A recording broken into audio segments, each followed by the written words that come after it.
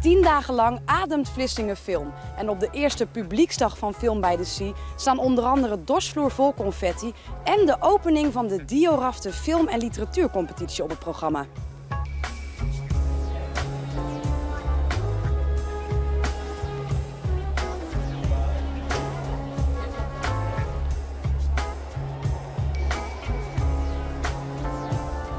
Naar welke film gaat u?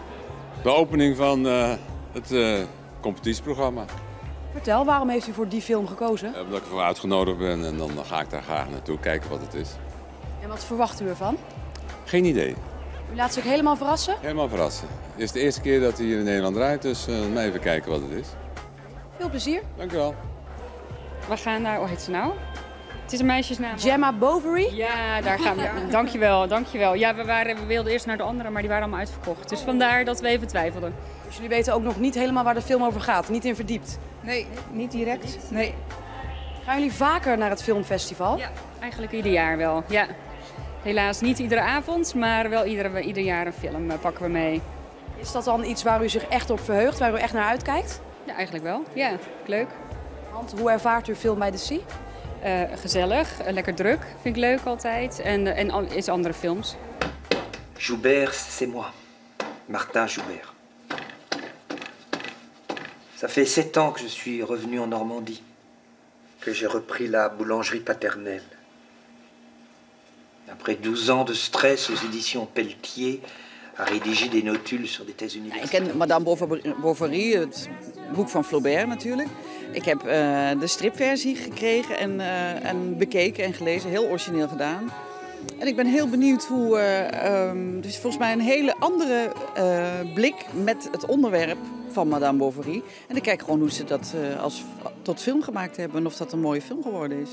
Ik ga niet vergelijken met het boek. Bovary, lui s'appelle Charles, et elle Gemma. Ici en Normandie, la même où Flaubert a écrit son chef-d'œuvre. Et bien là,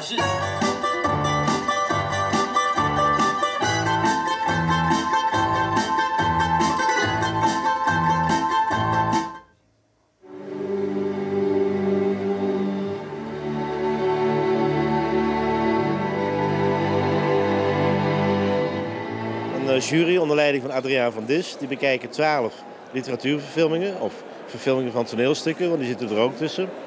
Zware taak, want het zijn 12 prachtige films.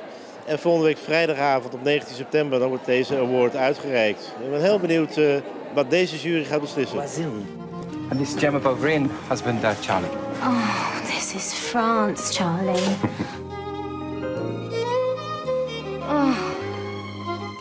L'équilibre et la tranquillité, c'est raté.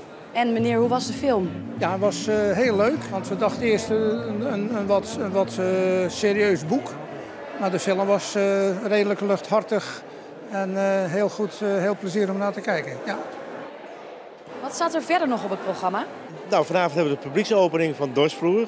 En dat is gigantisch, want het is helemaal uitverkocht. En de hele dag is het heel druk eigenlijk. En we zijn zeer tevreden. En als we de reserveringen zien voor de rest van de week, voor Dorsvloer voor confetti met name, dat wordt erg druk.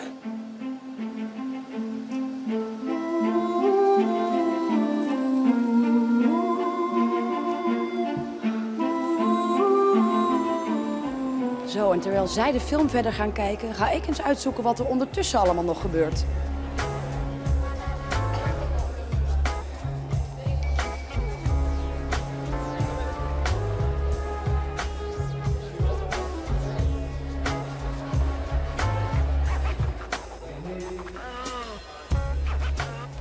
Je maakt overal wat mee van het festival. Het hele gebouw is festival, alles ademt festival. Dus je zit er middenin en het is gewoon hartstikke leuk. Ja, hoe is de sfeer?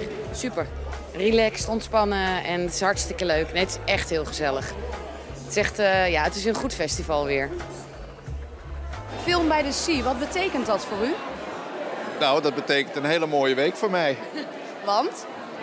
Nou, ik zie een hele serie mooie films en sterker nog, ik ben in principe met pensioen. Maar ik zou ingehuurd worden in Friesland om wiskunde te geven. Ter vervanging, ik zei deze week even niet, moet ik naar Zeeland toe. Moet ik naar Film by the Sea. Dus volgende week ben ik er, maar deze week niet.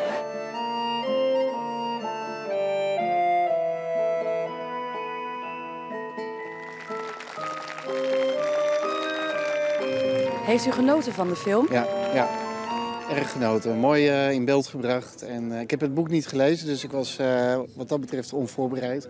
Maar echt mooi film, ja. Wist u van tevoren wel waar de film over zou gaan? Nee, ik was echt, viel helemaal koud in. Dus ja. En nu, lekker naar huis? Eerst wat drinken. Fijne avond nog. Hetzelfde, dankjewel.